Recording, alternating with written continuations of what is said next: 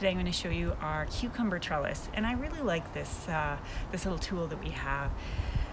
The downside of it is it's a little bit on the expensive side. I think we paid $40 for it, but if you have a really small space, it is fantastic. We have this narrow, skinny little garden. We can only grow so much in this little space, but we always want to grow a ton. As you can tell, we have a whole bunch of plants that are all encroaching on each other. We try and fit as many plants as we can into the square footage that we have in our garden. Now, this trellis really helps us with that. So we use it for growing cucumbers, as you can see. And the really handy thing about it is it's really, really easy to find your cucumbers. We have a giant one growing down here. We have a little one starting up here. We can see the ones that are on the other side of the cucumber trellis, and it makes them really, really easy to pick. So that's one plus from this little tool. The other plus that really helps get us the space in our garden is it allows us to grow something else underneath. Now, in this case, we don't have any dirt directly underneath the trellis.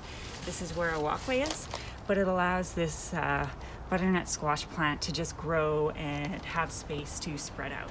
So we're able to basically plant double the plants in the same amount of space. So I think it's absolutely fantastic.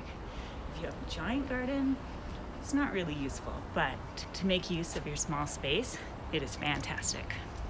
And one more thing about it.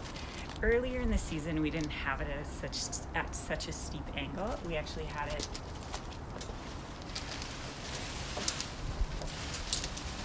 much lower like that.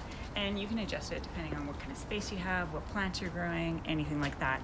The other thing, some people will actually, if they have dirt underneath this section, they'll plant things like lettuce, things that can't handle direct sun quite as much, and they actually use the shade from the cucumbers in the trellis to be able to grow lettuce or spinach or things that just can't handle that direct sunlight as much. And again, they get double the space, and they actually get a more efficient growing space for the different vegetables that they're growing.